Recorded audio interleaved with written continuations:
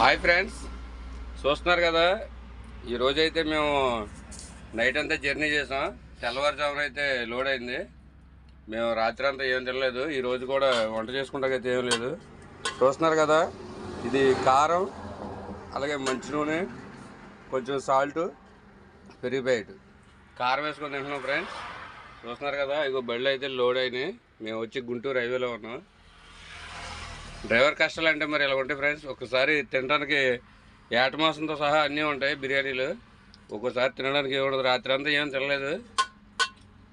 నిన్న మధ్యాహ్నం వండుకున్న అన్నం ఇది. చూస్తున్నారు కదా, అన్నం అయితే లైట్గా నీరు వస్తుంది.